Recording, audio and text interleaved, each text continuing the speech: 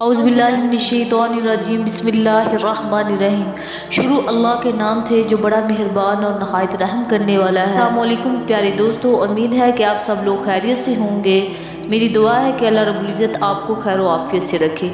پیارے دوستو، آج کی ویڈیو میں ہم آپ کو بتائیں گے حضرت مصعب بن عمیر رضی اللہ تعالیٰ عنہ کی شہادت کا واقعہ۔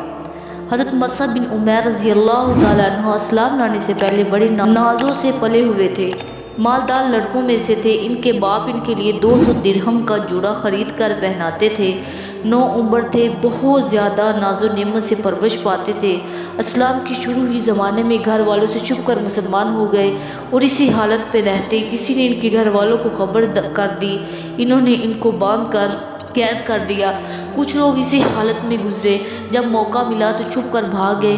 جو لوگ حبشہ کی طرف ہجرت کر کے جا رہے تھے ان کے ساتھ ہجرت کر کے چلے گئے۔ وہاں سے واپس آ کر مدینہ منورہ کی ہجرت فرمائی اور زہد اور فقر کی زندگی بسر کرنے لگے۔ ایسی تنگی کی حالت تھی کہ ایک مرتبہ حضور اقدس صلی اللہ علیہ وسلم تشریف فرماتے۔ حضرت مصعب رضی اللہ تعالیٰ عنہ سامنے سے گزرے۔ ان کے پاس صرف ایک چادر تھی جو کئی جگہ سے پھٹی ہوئی تھی۔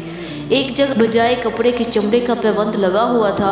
حضور صلی اللہ علیہ وسلم ان کی اس حالت اور اسی پہلی حالت کا تذکرہ فرماتے ہوئے آنکھوں میں آنسو بھر آئے۔ غزوہ احد میں مہاجرین کا جھنڈا ان کے ہاتھ میں دیا۔ جب مسلمان نہایت پریشانی کی حالت میں منتشر ہو رہے تھے تو یہ جمے ہوئے کھڑے تھے۔ ایک کافر ان کے قریب آیا، تلوار سے ہاتھ کاٹ دیا، جھنڈا گر جائے اور مسلمانوں کو گویا کھلی شکست ہو جائے۔ انہوں نے فوراً دوسرے ہاتھ میں لے لیا، اس نے دوسرے ہاتھ کو بھی کاٹ دیا۔ انہوں نے دونوں بازو کو جوڑ کر سینے سے جھنڈے کو چمٹا لیا۔ اس نے تیر مارا جس سے شہید ہو گئے، مگر زندگی میں جھنڈے کو نہ گرنے دیا۔ اس کے بعد یہ جھنڈا اگر جس کو فوراً دوسرے شخص نے اٹھا لیا۔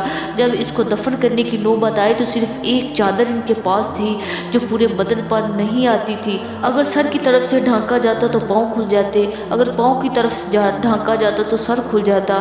حضور صلی اللہ علیہ وسلم نے فرمایا چادر کو سر کی جانب کر دیا جائے، پاؤں پر اذخر کے پتے ڈال دیے جائیں۔ یہ آخر زندگی ہے اس نازک اور نازوں سے پلے ہوئے کی جو 200 درہم کا جوڑا پہنتا تھا۔ آج اس کو کفن کی ایک چادر بھی پوری نہیں ملتی۔ اس پر ہمت یہ ہے کہ زندگی میں جھنڈا نہ گرنے دیا، دونوں ہاتھ کٹ گئے مگر پھر بھی اس کو نہ چھوڑا۔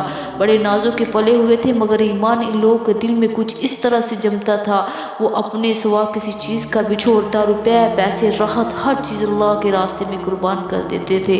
اللہ ہمیں بھی اپنے نبی صلی اللہ علیہ وسلم کے نقش قدم پہ چلنے والا بنائے۔